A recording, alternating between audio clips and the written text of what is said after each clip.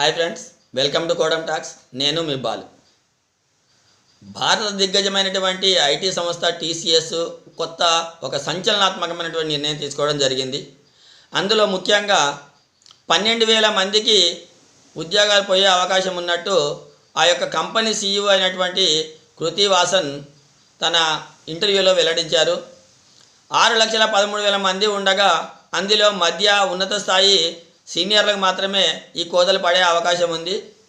ముఖ్యంగా ఆ యొక్క సంస్థ కార్యకలాపాలు, అలాగే వాళ్ళ యొక్క మోడల్స్ పునర్వ్యవస్థరించుకోవడము వాటి బలంగా ఉండడం కొరకు ఈ యొక్క నిర్ణయం తీసుకోవడం తప్పనిసరి అని కృతి వాసన్ వెల్లడించారు.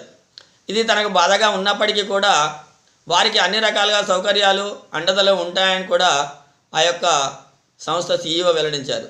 కాబట్టి మిత్రులారా, మీరు ఆధునీకరణ వైపు అడుగులు వేస్తూ మీ యొక్క జీవితాన్ని ఉన్నతీకరించుకోవాలని, జాగ్రత్తగా ముందుకు వెళ్ళాలని నేను మీ అందరినీ కూడా మనస్ఫూర్తిగా కోరుకుంటున్నాను. Thank you very much.